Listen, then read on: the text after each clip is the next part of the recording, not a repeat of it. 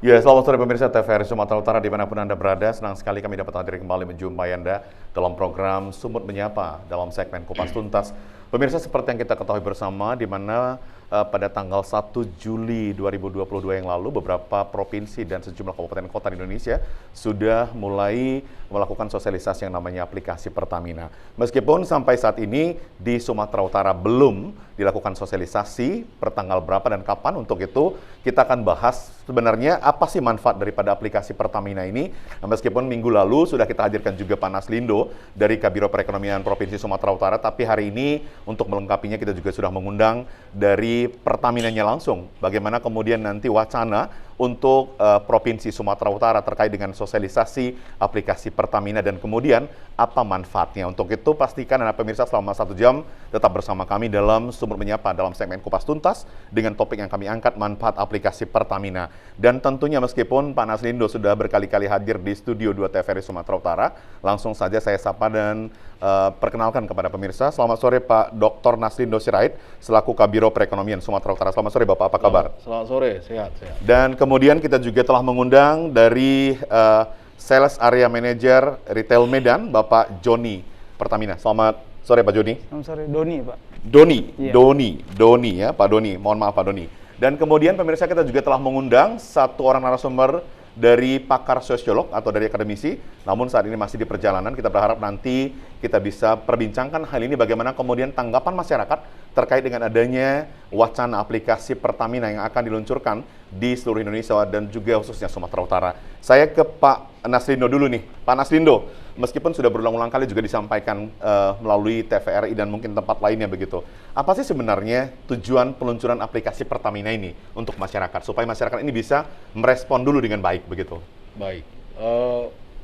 Tujuan ini dilakukan di mana solar dan pertalite itu ya, yang menjadi bahan bakar yang disubsidi oleh pemerintah, itu dipastikan sebenarnya pertama harus tepat sasaran. Ya. Kepada orang yang tepat.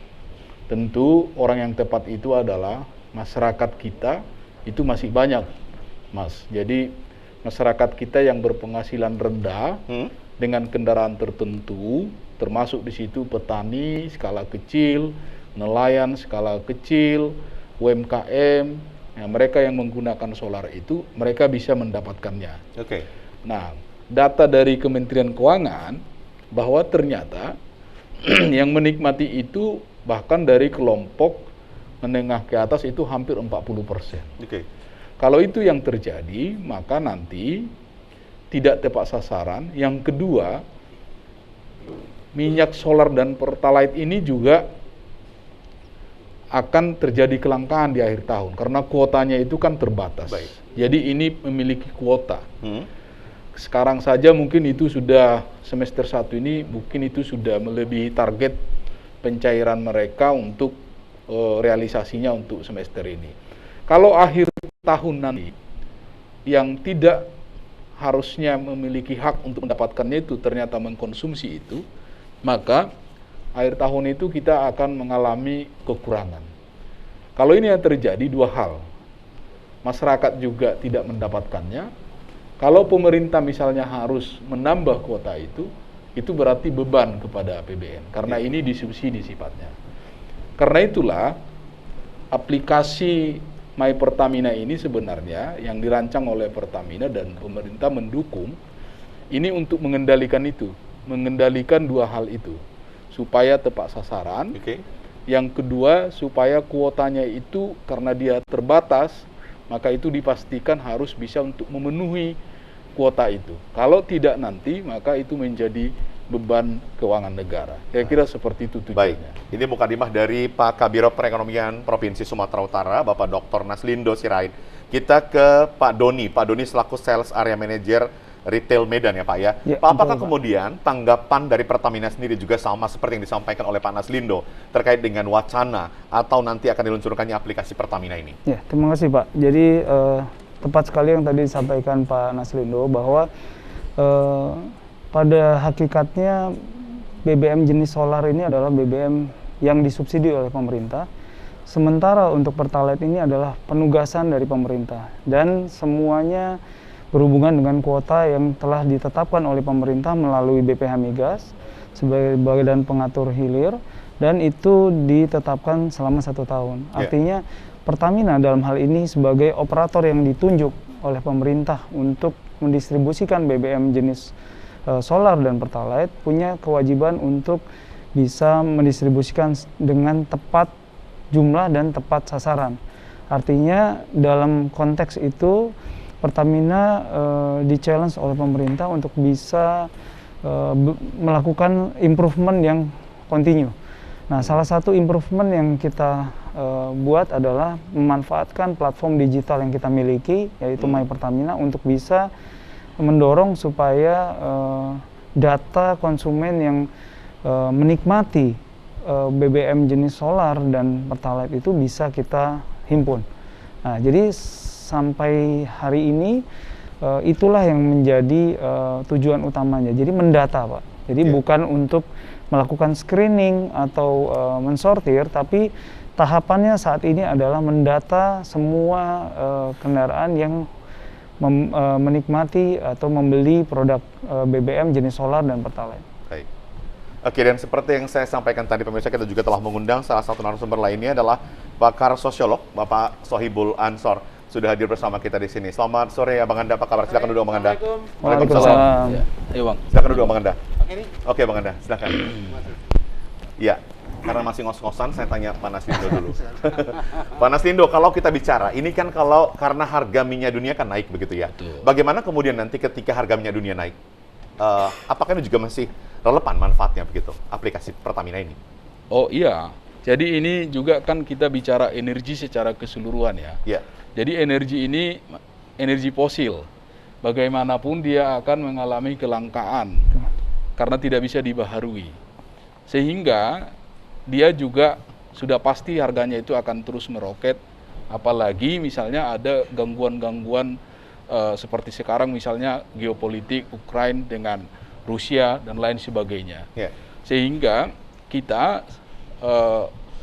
sebagai negara yang juga mengimpor BBM ini tentu akan sangat tergantung dengan harga internasional. Okay. Jadi dia sudah punya nilai keekonomian.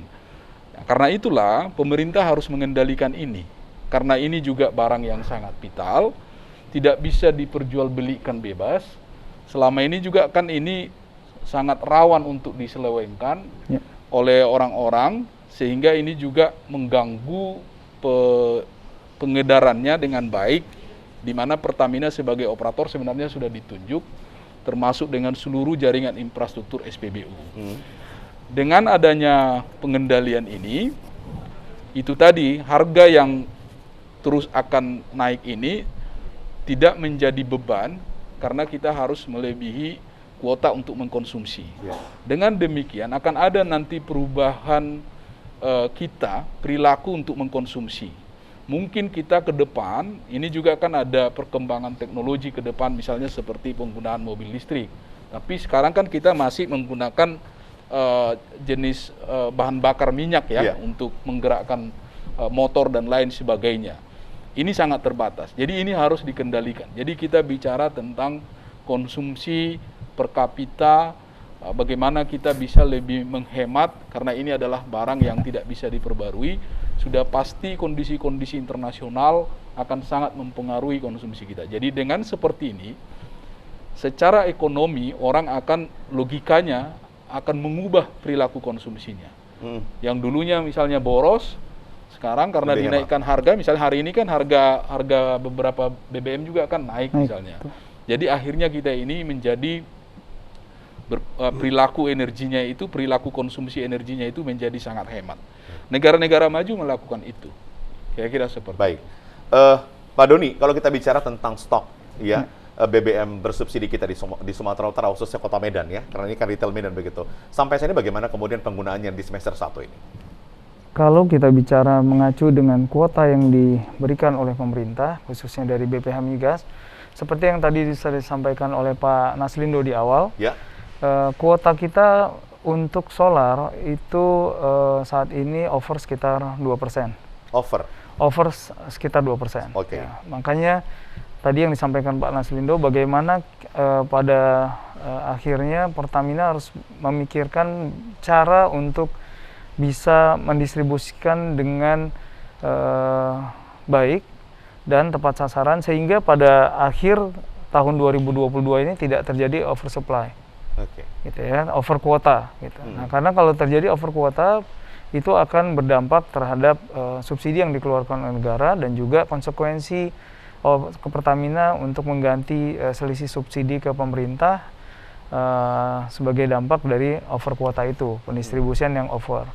Itu Pak. Tapi kalau kita bicara stok, kita di sini punya 5 depot supply point, ya, ada Kisaran, Siantar, kemudian Sibolga, kemudian yang paling besar ada di Medan Group di Belawan. Jadi stok tidak ada isu apapun. Jadi alhamdulillah sampai saat ini keandalan supply kami rata-rata coverage day itu sampai di atas 20 hari. Ya, jadi yang menjadi isu saat ini adalah bagaimana kita bisa sama-sama mengawal dan supaya bisa BBM jenis solar sebagai BBM subsidi ini didistribusikan dengan baik dan tepat sasaran. Itu isinya. Pak Bang Sohibul, Ya. setelah adanya wacana dari Pertamina, kemudian disetujui oleh pemerintah terkait dengan nantinya akan diberlakukan namanya aplikasi My Pertamina itu. Kan setelah diberlakukan di beberapa provinsi dan kabupaten kota di Indonesia, ini menuai pro dan kontra di tengah masyarakat. Bagaimana pendapat Anda selaku pakar sosiolog? Setiap kebijakan pastilah membutuhkan sosialisasi, dan ini adalah satu di antara langkah itu. Cukupkah ini? Saya kira belum. Ada simpul-simpul sosial masyarakat kita yang perlu Bapak touch mereka, bahkan ada simulasi detail kepada mereka. Ini potensi yang krusial untuk sesuatu yang sifatnya itu chaos atau apa. Ini energi, Bapak bilang tadi itu kan energi yang sifatnya politis, komoditi yang sangat politis di berbagai negara dunia. Karena energi, orang bisa ya chaos mengganti pemerintah dan sebagainya. Harus disadari oleh itu. Dan kita dari akademik terus melakukan sebuah advokasi. Mudah-mudahan jangan dicurigai. Hal-hal yang kritis harus kita kemukakan supaya di jalan yang harus kita tempuh itu kita inventarisasi mana faktor pendukung, mana faktor yang menjadi kendala. Itu yang pertama. Technically, ini hal mudah. Technically. Tapi kan kita tahu sejarah BUMN ini. BUMN di negeri ini adalah bancakan. Keputusan itu ada dalam back mind setiap orang. Even di dalam orang-orang yang ada di dalam BUMN itu. Mereka tahu itu. Lantas? Itu yang mempersulit rakyat percaya kepada apa yang mereka kemukakan. Jangan-jangan yang saya searching di semua internet itu, kecurigaan itu lebih ditujukan kepada ketidakpercayaan kepada pengelolaan badan ini. Itu Faisal Basri, awal Pak Jokowi berkuasa, melibatkan Faisal Basri dalam tugas yang penting. Data-data yang dia kemukakan itu betul-betul sangat substantif yang menjadi kendala bagi Indonesia untuk mandiri energi. Banyak sekali paradoks di sini. Kita punya energi terbarukan yang potensinya luar biasa, Pak. Panas bumi. Kita punya sungai-sungai dan arus begitu rupa. Itu energi. Enggak ada itu. Alasannya cuma dua terus-menerus hingga hari ini. That high technology and that intensive capital intensive. Yang dua ini.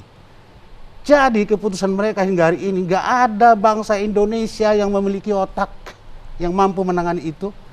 Dan Indonesia nggak punya uang untuk mengelola semua kekayaan itu. Sehingga itu merupakan limpahan kutukan sumber daya yang digunakan oleh bangsa lain until today. Di situ posisi sekarang mengapa begitu sangat hopeless rakyat menerima apapun kebijakan, apalagi dari Pertamina. Kita tahu Pertamina ini, dari dulu lah. Di zaman Pak Jokowi, Pak Ahok masuk di situ. Secara politik Pak Ahok ini siapa? Masih ada dalam pikiran kita. Masa nggak sensitif sih orang ini? Technically ini sangat mudah, walaupun masih ada hal ihwal yang perlu kita kritisi Misalnya apa namanya, provider kah? Gitu, siapa punya nih? Sebetulnya undang-undang meminta kau bikin providermu sendiri, jangan kau sumbangkan uang ke tempat lain. Seperti apa itu, transportasi yang online itu. Keuntungan bagi orang lain besar sekali. Ini negara kok goblok. 70 sekian tahun merdeka. Dia sumbangkan itu, ada kong kali kong apa? Di situ tuh pertanyaan akademik kita. Sebuah negara besar, bangsa besar, kok membiarkan dirinya menjadi sasaran perlakuan para ekonom yang jahat. Begitu burukkah tampilan anak-anak bangsa yang memilih peran menjadi komprador ketimbang menjadi perisai bangsanya? Melimpah ruah Pak, kita punya energi. Melimpah ruah, kita mati di lumbung. Tentu bukan bapak-bapak ini yang bertanggung jawab. Baik. Ini dihilir sekali ini urusan bapak-bapak ini. Sekali lagi, technically ini sangat mudah. Itu pun perlu diintensifkan ke kelompok-kelompok simpul sosial masyarakat. Di sini ada Al-Wasliyah, di sini ada Muhammadiyah, di sini ada NU.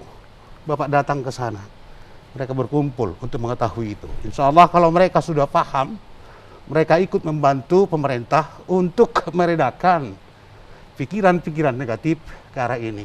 Tidak boleh tidak Pak, pasti kritik negatif. Karena banyak sekali fakta-fakta. Belum lagi secara filosofis kita hubungkan Pak. Ini negeri didirikan, Pak Keri, agak filosofis kita bicara dulu ya, supaya Indonesia itu memiliki kesempatan menjadi diri sendiri, membangun ekonomi nasional sendiri. Pasal-pasal 33, 34 itu bangun ekonomi kita apa? Bung Karno membuat BUMN dan BUMD. Di situ jelas pertimbangannya supaya ekonomi nasional terbangun.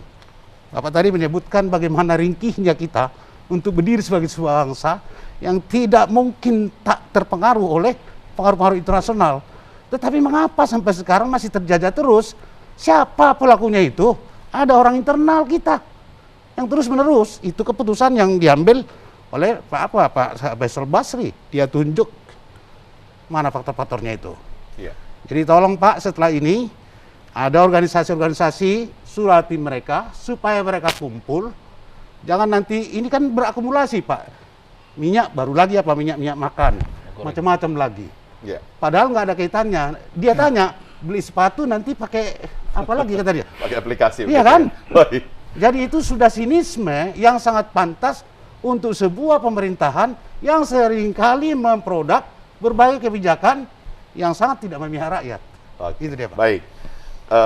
Pak Naslindo, technically is so simply. Tapi kan kalau seperti yang kita tahu ini, Bang Sohibul, pemerintah Provinsi Sumatera Utara, Bapak Gubernur Sumatera Utara ini konsen bagaimana kemudian membenahi BUMD yang ada di Provinsi Sumatera Bukan Utara. soal konsen gagasan Tapi global kemudian yang menjadi pertanyaan saya buat Pak Naslindo adalah bagaimana kemudian menepis keraguan masyarakat itu, Pak Naslindo, supaya aplikasi yang disampaikan oleh Pertamina kemudian disetujui oleh masyarakat, yang disetujui oleh pemerintah ini ya tidak diterima begitu saja oleh masyarakat, tapi kemudian bisa ada melalui pengkajian. Kita akan ketemu satu lagi pemirsa setelah pesan-pesan berikut ini. Tetaplah bersama kami di Sumber Menyapa dalam segmen Kupas Tuntas. Mana musik kita nggak ada?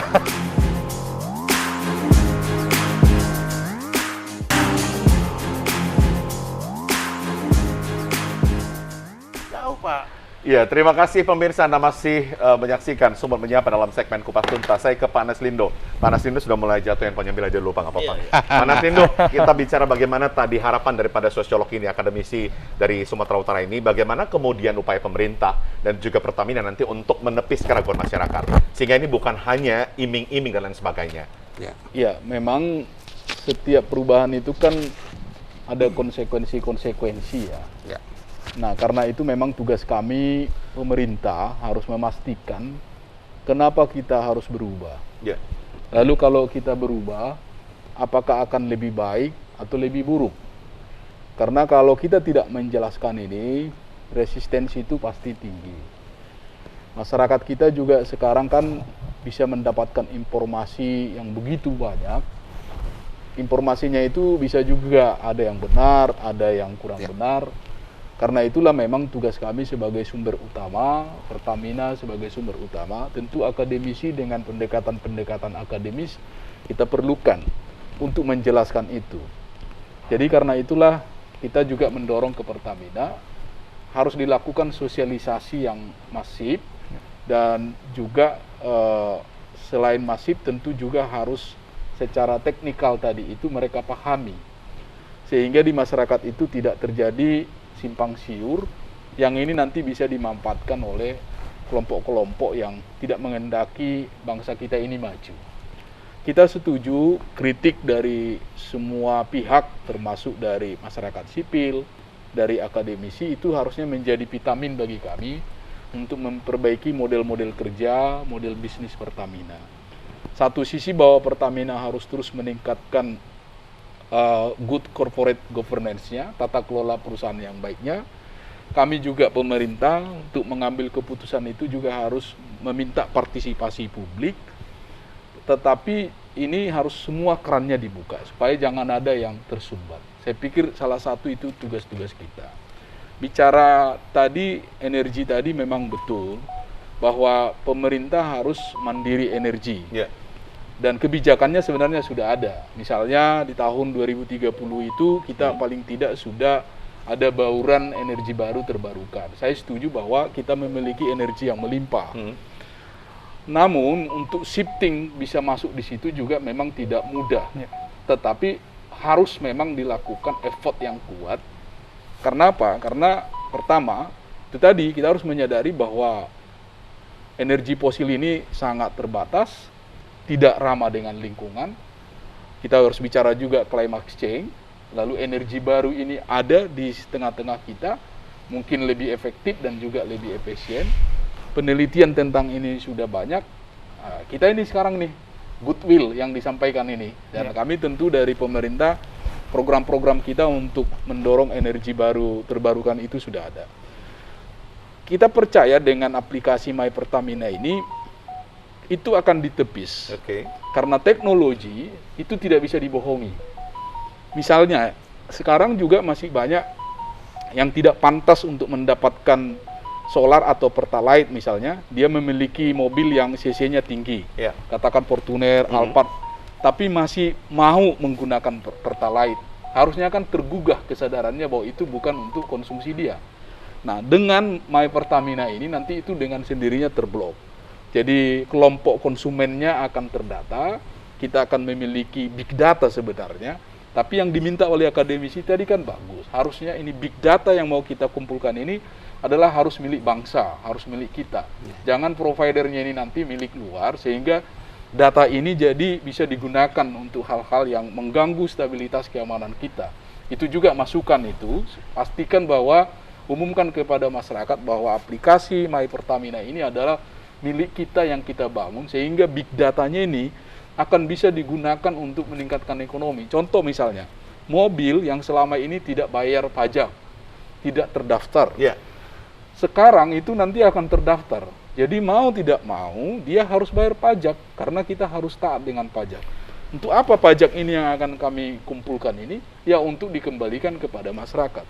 Jadi pemerintah melihat teknologi ini adalah alat yang membuat kita semakin efektif, semakin efisien. Tidak ada lagi celah-celah orang bisa mempermainkan minyak solar atau pertalite ini. Seperti selama ini, minyak solar ini lari ke industri. Kita udah buat surat edaran, kita awasi di sini, di sananya ada penyimpangan. Kita pergi ke sana, yang di sini melakukan penyimpangan. Dengan teknologi, ini semua nanti akan di-lock. Tidak akan bisa orang lebih leluasa lagi. Bahwa selalu mungkin ada celah, itu bisa-bisa saja, tapi itu sudah melihat apa yang sedang dibangun oleh Pertamina sekarang, rasanya kita akan mendapatkan big data yang baik, mobil akan terdaftar, solar dan pertalite ini akan terjaga, tepat sasaran, dan tentunya kita bisa mengembangkan potensi ekonomi yang lebih besar kalau kita bisa berhemat di subsidi energi ini, kita bisa menggunakannya untuk infrastruktur lain. Kira-kira seperti Baik. itu. Bang Doni, Pak Doni, kalau kita bicara tentang apa yang disampaikan tadi oleh Bang Sohibul, kemudian disanggapi oleh Pak Naslindo, apakah kemudian ini bukan model bisnis saja, My Pertamina ini, tapi kemudian apa upaya dari Pertamina sendiri supaya bisa menepis kecurigaan masyarakat itu? Nah, meskipun memang sampai sekarang kalau kita tahu pemberitaannya Pertamina profit, Pertamina mendapat keuntungan begitu, tapi dengan adanya aplikasi Pertamina yang mendapat pro kontra dari masyarakat, apakah bagaimana membuat supaya masyarakat tidak menganggap ini adalah model bisnis saja? Silakan. Terima kasih Bang. Jadi menarik tadi yang disampaikan Pak Sohibul. Ini sebenarnya merupakan salah satu tantangan yang terbesar yang saat ini dihadapi Pertamina. Bagaimana Pertamina sebagai salah satu operator yang ditunjuk pemerintah untuk mendistribusikan BBM yang bersubsidi di negara ini, itu kita punya porsi terbesar untuk mendistribusikan BBM jenis solar. Yeah. Dan perlu diketahui oleh masyarakat bahwa saat ini bukan hanya Pertamina yang mendapatkan penugasan itu, ya. Ada AKR ya sebagai salah satu kompetitor kami gitu ya. Jadi tidak ada jaminan satupun, walaupun Pertamina kita tahu sebagai BUMN terbesar di negara ini, tidak ada satupun jaminan bahwa ke depan Pertamina akan terus diberikan penugasan untuk mendistribusikan itu. Artinya Pertamina punya tanggung jawab moral ya, sebagai salah satu BUMN terbesar di negara ini untuk bisa menjawab tantangan ini. Nah, salah satunya yang tadi disampaikan Pak Naslindo, bahwa teknologi ini tidak bisa kita tinggalkan. Kita tidak bisa melawan teknologi. Ya. Artinya Pertamina juga selalu melakukan continuous improvement bagaimana supaya kita tetap bisa diberikan kepercayaan oleh pemerintah untuk bisa terus mendistribusikan BBM subsidi. Yeah. Nah, salah satu jawabannya adalah dengan platform digital. Okay. Nah, jadi menjawab tadi yang disampaikan oleh Bang Sohibul, yes, 100% My Pertamina is coming from us. Kita yang mendevelop My Pertamina sebagai aplikasi dengan platform berbasis digital ini kurang lebih sekitar 4 tahun yang lalu. Nah, awalnya mungkin kita menggunakan untuk kepentingan internal. Tetapi seiring dengan berjalannya waktu dan kebutuhan digitalisasi yang beredar sekarang ini, akhirnya kami memberanikan diri menyampaikan ke pemerintah. Ya, kebetulan juga isunya memang saat ini adalah bagaimana kita bisa menekan subsidi dengan memastikan bahwa barang BBM jenis subsidi yang solar dan pertalite yang diberikan penugasan oleh pemerintah ini betul-betul bisa tepat sasaran. Yeah. Artinya, ketika platform ini ada, isu itu muncul, pemerintah menanyakan ke Pertamina, sanggup atau tidak. Baik. Nah, itu sebenarnya yang sekarang sedang kami kerjakan. Artinya, disinilah tantangannya. Maka dari itu, apa yang disampaikan Pak Sohibul tadi, bahwa tidak bisa, technically it's so simple. Tapi kami setuju, pada saat kami mengupayakan satu improvement yang baik untuk pemerintah, untuk masyarakat, ya, kami butuh untuk hand in hand dengan semua instansi dan masyarakat ya. Jadi dalam hal ini saya perlu sampaikan juga bahwa semua akan melalui tahapan-tahapan. Yang pertama tentunya kami berkoordinasi secara intens dengan stakeholder.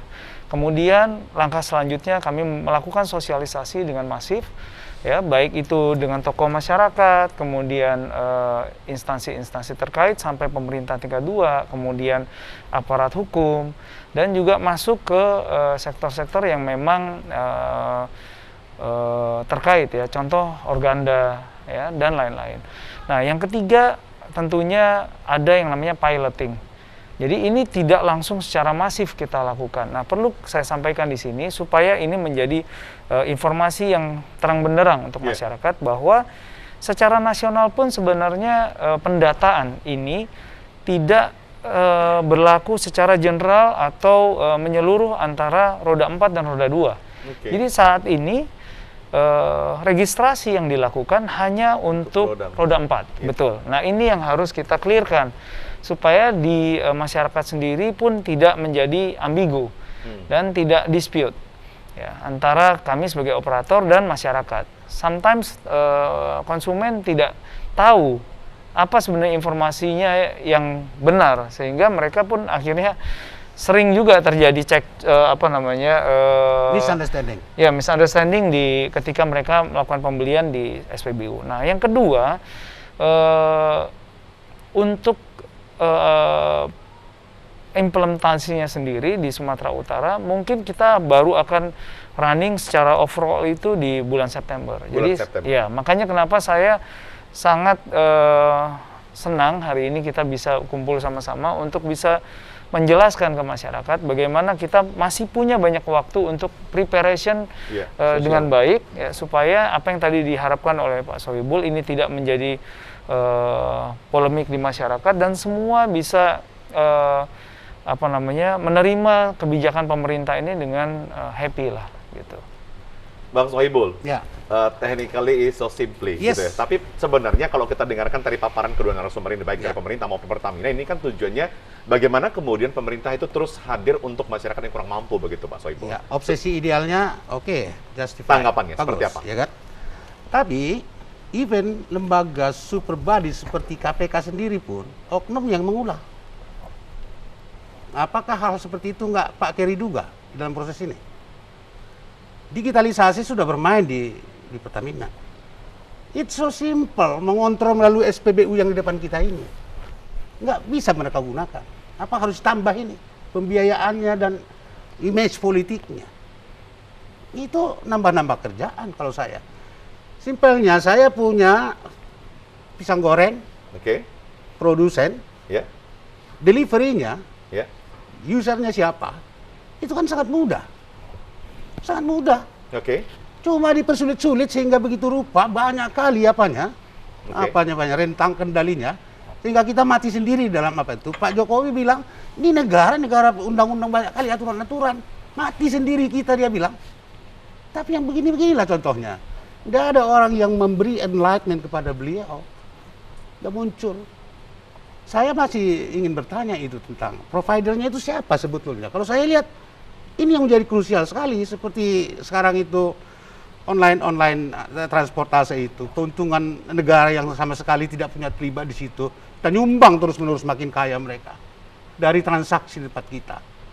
Undang-undang saya kira kalau saya nggak salah baca, kita yang diwajibkan membuat itu. If any advantage of economic, kita yang menikmati itu.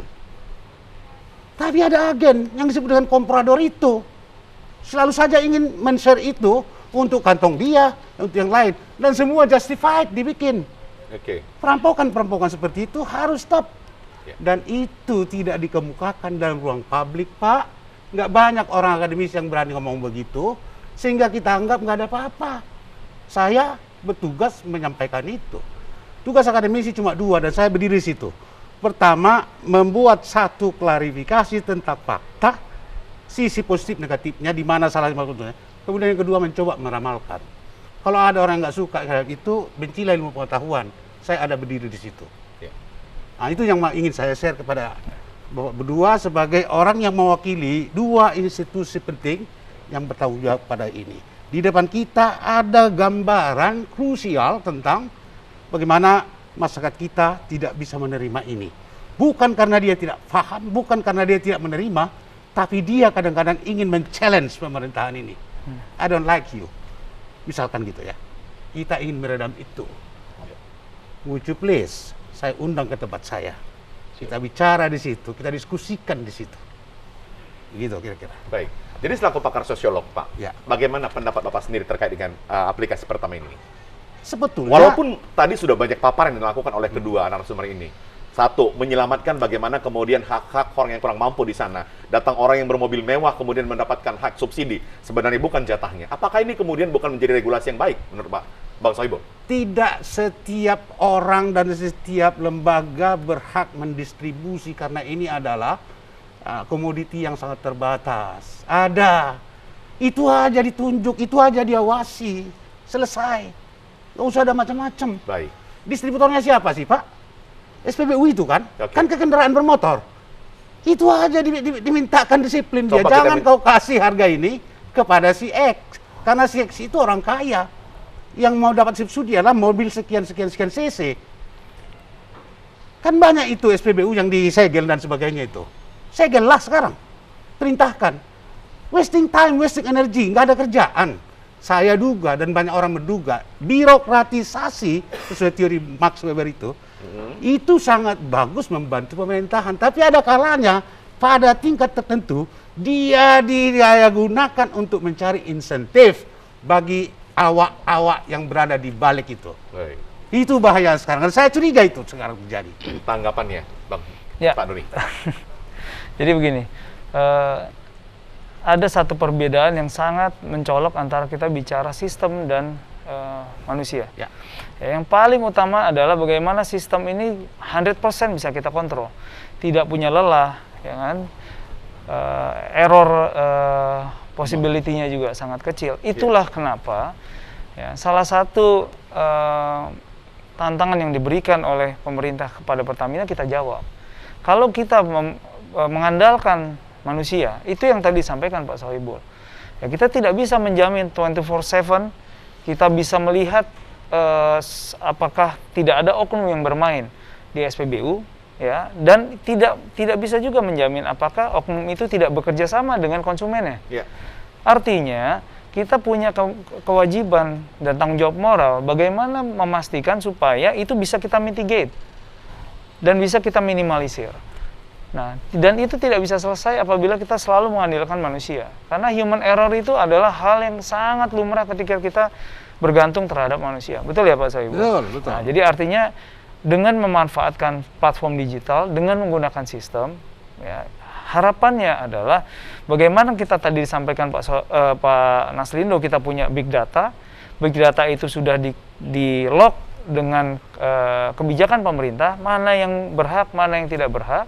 Kemudian itu digunakan oleh Pertamina sebagai satu acuan yang sudah ditetapkan oleh pemerintah, masuk ke lembaga penyalur sebagai jalur distribusi Pertamina, itu menjadi satu pedoman.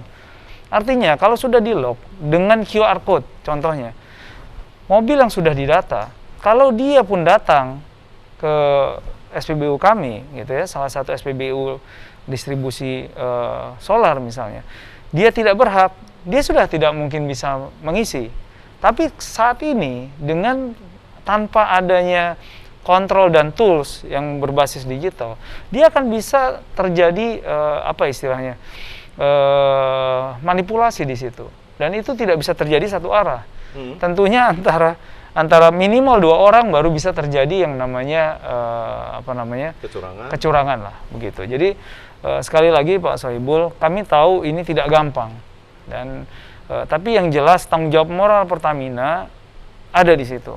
Artinya bagaimanapun beratnya tantangan itu, bagaimanapun beratnya bagaimana kami bisa mendapatkan simpati dan kepercayaan dari masyarakat, itu yang harus kami jawab.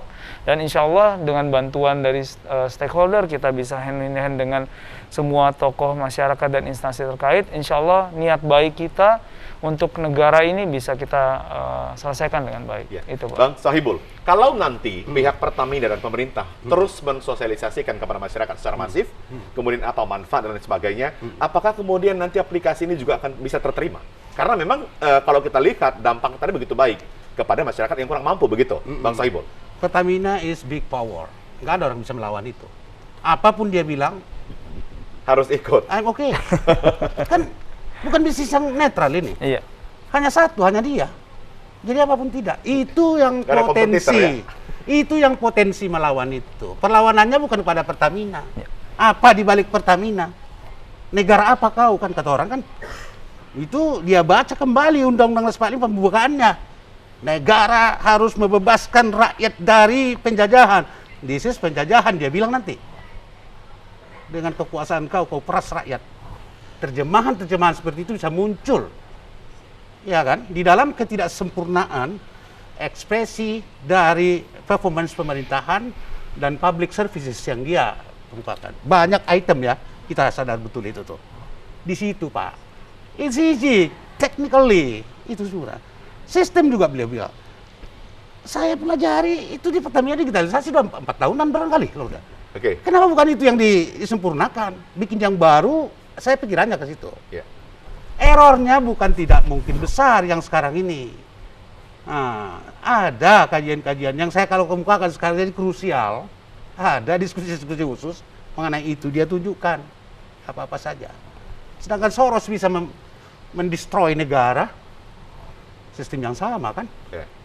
Jadi itu maksud saya, jangan terlalu percaya sistem teknologi dan itu orang yang bikin itu. Oke. Kalaupun misalnya kita nggak bisa percaya dengan big system teknologi, tapi kan dengan pengawasan yang ada pasti bisa juga ketahuan. Nah, siapa yang curang di tetaplah dalamnya. manusia yang menjadi pengendali all of tools. Tools itu bisa didayagunakan untuk positif, sama seperti parang. Parang itu berguna sekali bagi petani untuk membersihkan ladang, tapi ketika perampok membawanya, itu luar biasa. Baik. Itu tools itu seperti itu, termasuk teknologi yang diciptakan itu. Ya. Jika manusianya tidak memiliki sebuah kepercayaan terhadap dirinya sebagai abdi Allah yang akan memberikan kesejahteraan bagi rakyatnya, selesai amblas kita.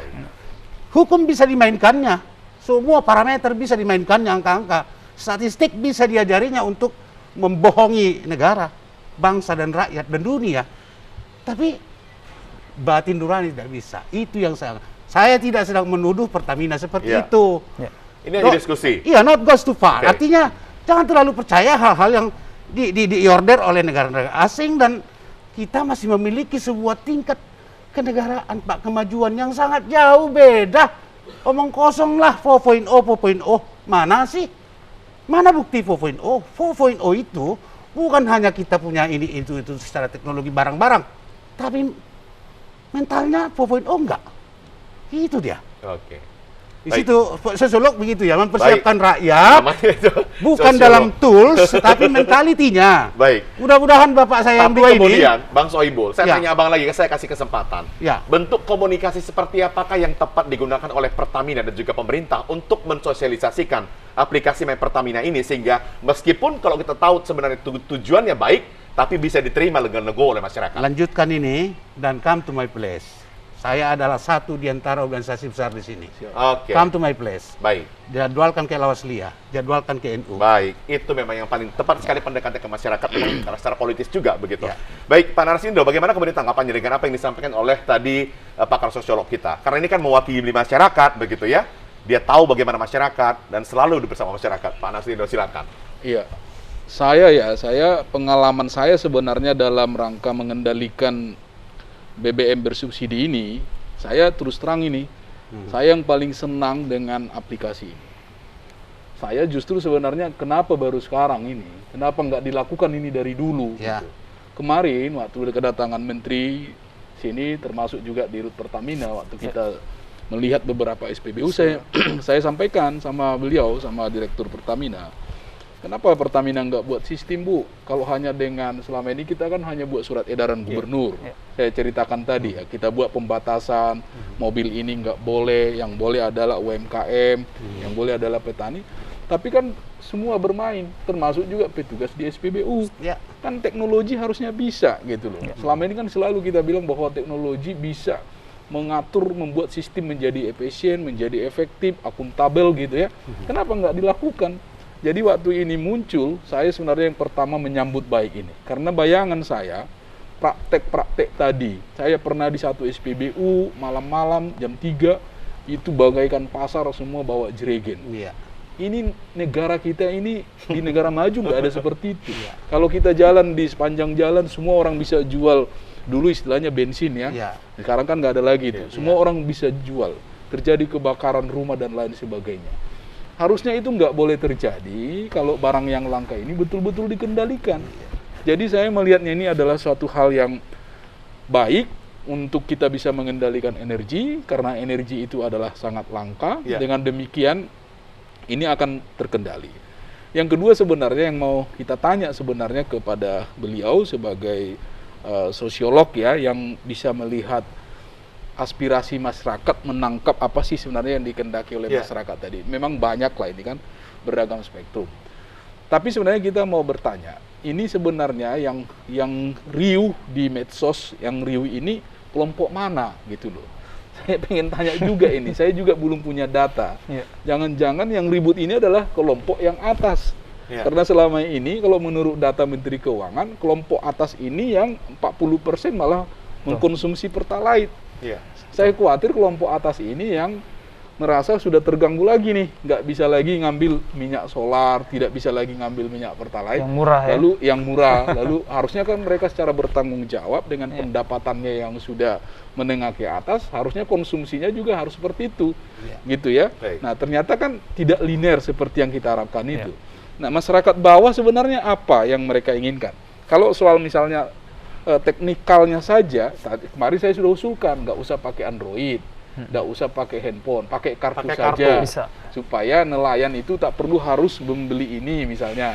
Petani harus ada data internet baru dia bisa. Selain misalnya kekhawatiran kita akan menjadi ancaman hal-hal yang lain misalnya meledak dan lain sebagainya. Itu misalnya yang kita tangkap dari masyarakat bawah supaya dibuat dia simple, kira-kira seperti. Tapi yang riuh ini sebenarnya kelompok mana? Kalau itu kelompok atas harusnya jangan. Karena kita ini negara, kita harus bersatu semua, harus bertanggung jawab. Yang kelompok menengah atas itu justru mereka harus rela untuk dengan konsumsinya yang seperti itu, mencerminkan pendapatannya, itu akan bisa mengurangi beban negara. Sehingga kita tidak kelangkaan. Jadi kami sebenarnya pengalaman saya sangat, ini yang kita tunggu. Saya terus terang, nggak bisa saya kendalikan di Labuan Batu Selatan sana, solar sementara saya di sini, saya tidak bisa mengendalikan di Madinah sana, di Langkat industri sana. Apa ya? Iya, tidak bisa. Itu nonsen menurut saya. Itu saya mengendalikan di Nias itu kan. Jadi saya buat pun surat gubernur, itu tidak efektif. Dengan seperti ini akan sangat efektif. Bahwa ada resistensi, kita harus cek resistensinya ini dari mana. Kalau ini dari kelompok menengah atas, tujuannya ini kan untuk menyelamatkan kelompok bawah. Negara harus hadir untuk membantu yang kelas menengah bawah ini. Jadi itu Pak, menurut saya sih kita harus berimbang ya melihatnya ini. Kita harus kasih sosialisasi tanggung jawab kepada menengah atas ini, harus bertanggung jawab dengan pendapatannya. Saya bisa jawab itu. Baik, ini kita minta statement masing-masing terakhir karena waktu kita hanya tinggal 3 menit kurang lagi. Pak Naslindo, apa harapannya dan kemudian closing statementnya atas apa yang kita bicarakan hari ini, manfaat aplikasi Pertamina, meskipun tadi Pak Sosiolog itu banyak menanggapinya. Pertama, kita minta Pertamina sosialisasikan dengan masif, intens ke semua lapisan masyarakat. Come to my place. Ya, silakan datang ke kelompok-kelompok keagamaan, kelompok-kelompok masyarakat. Yang kedua, infrastrukturnya harus disiapkan. Jangan nanti kita sudah masuk di sini, ternyata orang beralih konsumsi Pertamax tidak tersedia. Nah, itu dipastikan. Jadi kalau kita membatasi Pertalite solar, di semua SPBU harusnya juga Pertamax atau Declive itu juga harus tersedia.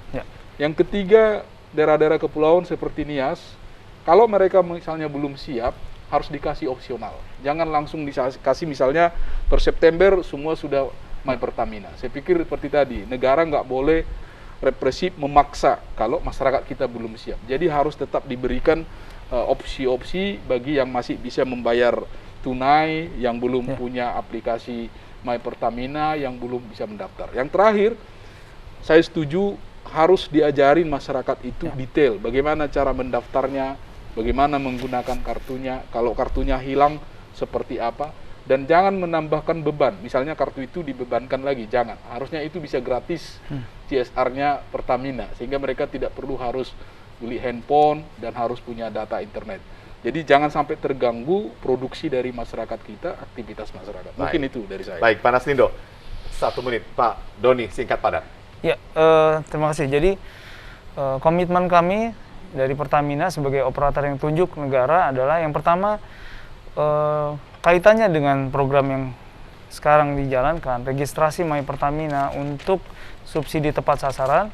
Tentunya kami akan persiapkan semua dari mulai infrastruktur, ya. Kami juga telah bekerja sama dengan counterparts kami, baik dari Telkom, stakeholder, semua lapisan masyarakat dan instansi masyarakat yang berhubungan dengan program ini. Yang kedua, tentunya tadi yang disampaikan Pak Naslindo, kita akan melakukan ini step by step. Jadi kita tidak ada ketergesaan, ya, dan itu sudah menjadi satu komitmen dari top manajemen juga, bahwa kita melihat kesiapan dari masing-masing daerah. Ya, even itu satu provinsi pun kita akan ada piloting. Jadi secara bertahap kita akan pilih daerah-daerah yang memang dari sisi jaringan, infrastruktur, dan dari sosialisasi yang kita lakukan memang sudah well prepared dan siap untuk menerima program ini. Ya, dan tentunya yang paling penting adalah bagaimana kita bahu-membahu tetap kita terus melakukan evaluasi dan tidak menutup kemungkinan dari semua lapisan masyarakat, tokoh masyarakat dan stakeholder bisa memberikan masukan yang konstruktif tentunya.